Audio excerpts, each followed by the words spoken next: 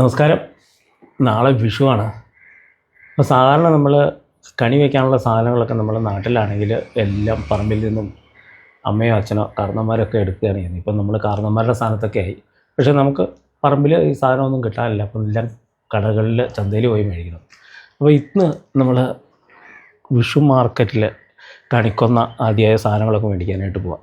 അപ്പോൾ നേരെ തൃപ്പൂണിത്തുറയിലേക്കാണ്. ഓക്കെ, വേഗം കാഴ്ചകൾ കാണാം. അങ്ങനെ നമ്മൾ തൃപ്പൂണിത്തുറയെത്തി. ഹായ്. ഇന്ന് ഏപ്രിൽ 14 ആയതുകൊണ്ട് അംബേദ്കർ ജയന്തിയാണ്. അംബേദ്കറുടെ ചിത്രത്തിൽ ഹാരാർപ്പണമൊക്കെ ചെയ്തിരിക്കുന്നത് നമുക്കിവിടെ കാണാം. അദ്ദേഹത്തിൻ്റെ ചിത്രം വെച്ചിരിക്കുന്ന ഒരു കട തന്നെ അവിടെയുണ്ട്. ഇത് പ്രിയദർശിനി സ്റ്റാച്യു ജംഗ്ഷനിൽ പ്രിയദർശിനി ഹാളിൻ്റെ മുൻവശമാണ് കേട്ടോ. ആദ്യം കണ്ട ഈ കൊന്നപ്പൂ അത്ര നല്ലതായിട്ട് തോന്നിയില്ല. കാരണം തലേദിവസം ഇങ്ങനെ പറിച്ചു വെച്ചിരുന്നാണ് അപ്പടി വാടിയിരുന്നു. വേറെ തൊട്ടടുത്ത് കണ്ട ഒരു കച്ചവടക്കാരിയുടെ കയ്യിൽ നിന്ന് നമ്മൾ കുറച്ച് വാങ്ങി. ഒരു കെട്ടിന് 50 രൂപയാണ്. അങ്ങനെ 100 രൂപയുടെ 2 കെട്ട് വാങ്ങി. എന്നാലും വലിയ കുഴപ്പമില്ലായിരുന്നു എന്ന് മാത്രം.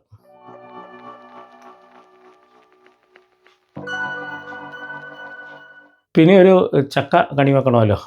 അപ്പോൾ അതുകൊണ്ട് ഇതാ ഇപ്പുറത്തൊരു ചേട്ടൻ ചെറിയ എല്ലാവർക്കും ഓരോ കച്ചവടം കൊടുത്തേക്കാന്ന് വിചാരിച്ചു. ആ ഒരു ചക്കയ്ക്ക് 100 രൂപയാണ് വാങ്ങിയത്. തൊട്ടിപ്പുറത്തു നിന്നൊരു കണി വെള്ളരി വാങ്ങി. അതിന് 60 രൂപ. ഇതാ ഈ കിടക്കുന്ന മത്തങ്ങ ഒരെണ്ണം വാങ്ങി. അതിന് 50 രൂപ. ഒരു 40 രൂപയുടെ നെല്ലും കൂടെ നമ്മൾ വാങ്ങി കേട്ടോ.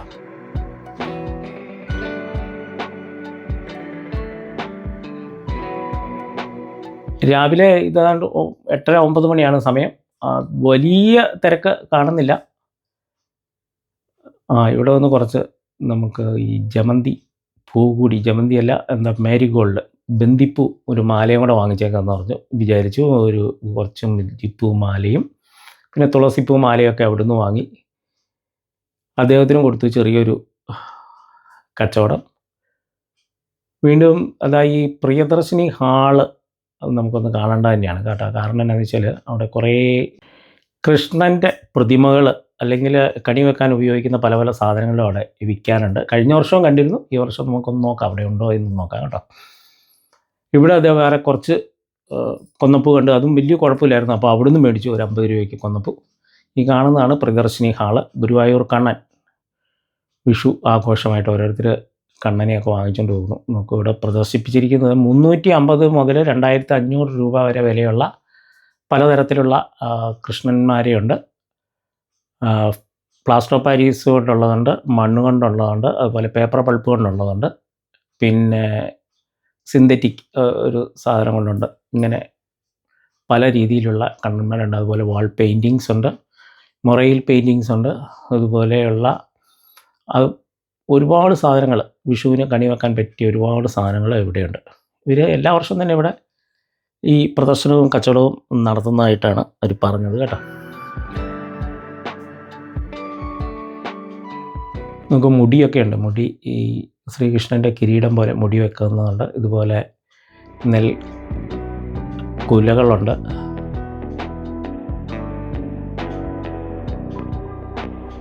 എത്ര എണ്ണമാണെന്ന് നോക്കി.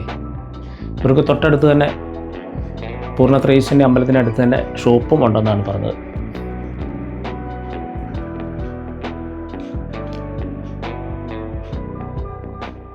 പുറത്തേക്കുള്ള കാഴ്ചകളാണ്. വീണ്ടും നമുക്ക് കുറച്ചുകൂടി ഒന്ന് നടന്നു നോക്കാം ഇവിടെ എന്തൊക്കെ കാഴ്ചകളാണുള്ളതെന്നുള്ളത്. നമുക്ക് ആവശ്യമുള്ള സാധനങ്ങളൊക്കെ നമ്മൾ ഏതാണ്ടൊക്കെ വാങ്ങിയിട്ടുണ്ടെന്ന് തോന്നുന്നു. ഇതാ ഇവിടെ ഇത് നല്ല ഫ്രഷ് പൂ കേട്ടോ. അവിടുന്ന് മേടിച്ചു നമ്മൾ കുറച്ച് കൊന്നപ്പൂ വാങ്ങിച്ചു. വേറൊരാൾ ഇപ്പം നമുക്ക് ആവശ്യത്തിൽ കൂടുതലായി, അതുകൊണ്ട് ഇത് കുറച്ചുകൂടെ ഫ്രഷ് ആയിരുന്നു. പക്ഷെ അത് നമ്മൾ വാങ്ങിച്ചില്ല.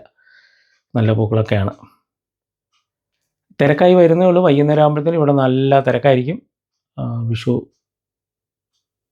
ചന്തയുടെ അവസാന ഭാഗമാകുമ്പോഴത്തേനും നല്ല തിരക്കായിരിക്കും. അപ്പോൾ പൂക്കളൊക്കെ നേരത്തെ വാങ്ങി വെക്കാം. അതുപോലെ ചന്തയിൽ ഇതാ സാധനങ്ങളൊക്കെ അടുക്കിക്കൊണ്ടിരിക്കുന്നു. 8 ആയിട്ടുള്ളൂ.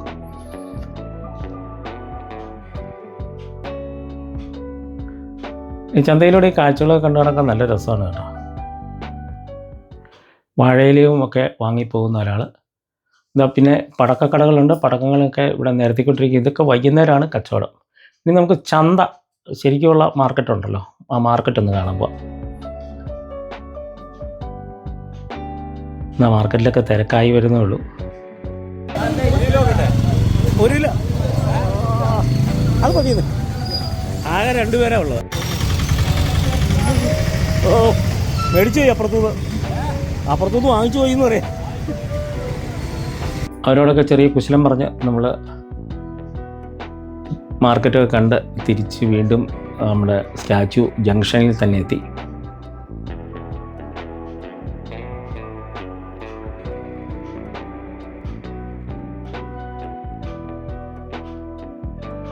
സ്റ്റാച്യു ജംഗ്ഷനിലും തിരക്കായി വരുന്നതേ ഉള്ളൂ. എല്ലാ സ്ഥലത്തും ഏതാണ്ട് ഒരേ സാധനങ്ങൾ, കണിക്കൊന്ന, കണിവെള്ളരി, പൂക്കൾ, ഇങ്ങനെയുള്ള സാധനങ്ങൾ തന്നെയാണ് കച്ചവടത്തിൽ പ്രധാനമായിട്ട്. ഇതാ ഒരു വണ്ടിയിൽ പൈനാപ്പിൾ കൊണ്ടിറക്കുന്നു, ഒരു വണ്ടിയിൽ ഇതാ ചക്ക കൊണ്ടിറക്കുന്നു. ഇനി ശ്രീകൃഷ്ണ ഉടുപ്പിയിൽ നിന്ന് 2 വടയൊക്കെ വാങ്ങി നേരെ വീട്ടിലേക്ക് പോവാം. അതായിരിക്കും നല്ലത്. ഇനി വീട്ടിൽ കൊണ്ടുപോയി സാധനം ഒന്ന് അടുക്കി വെക്കണം. ഇതെല്ലാം നാളെ രാവിലെ വേണം കണിയായിട്ട് വെക്കാൻ. കണി വെച്ചതിന് ശേഷമുള്ള വീഡിയോ നിങ്ങൾക്ക് കാണിച്ചു തരാം കേട്ടോ. അപ്പോൾ എല്ലാം എടുത്ത് അറേഞ്ച് ചെയ്ത് തൽക്കാലം വെക്കണം, കാരണം വാടിപ്പോകാതെയൊക്കെ ഉള്ളൂ. ഒന്നാമത് നല്ല ചൂടാണ്. സുഹൃത്തുക്കളായ നിങ്ങളെല്ലാവരും എടുത്ത വിഷുവിന് വേണ്ടിയിട്ട്, വിഷുക്കണി കാണുന്നതിന് വേണ്ടിയിട്ട് ഇതുപോലെ എല്ലാ സംഗതികളൊക്കെ ഒരുക്കിയിട്ടുണ്ടാകുമെന്ന് കരുതുന്നു. വിളവെടുപ്പ് ഉത്സവമാണല്ലോ വിഷു.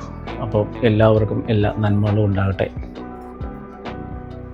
അപ്പോൾ ഈ വീഡിയോ നിങ്ങൾക്ക് ഇഷ്ടപ്പെട്ട് കാണുമെന്ന് കരുതുന്നു. ഇഷ്ടപ്പെട്ടാൽ തീർച്ചയായും ലൈക്ക് ചെയ്യുക, കമൻറ്റ് ചെയ്യുക, ഷെയർ ചെയ്യുക. അതുപോലെ ആദ്യമായിട്ട് നിങ്ങൾ ഈ വീഡിയോ കാണുന്നതെങ്കിൽ, അല്ലെങ്കിൽ ഈ ചാനൽ കാണുന്നതെങ്കിൽ തീർച്ചയായും ഒന്ന് സബ്സ്ക്രൈബ് ചെയ്യുക. വീണ്ടും അടുത്ത വീഡിയോയും അടുത്ത കാഴ്ചയുമായിട്ട് വരുന്നതുവരെ എല്ലാവർക്കും നന്ദി. കൂടെ നല്ല ഒരു വിഷു ആശംസകൾ കൂടി അർപ്പിക്കുന്നു.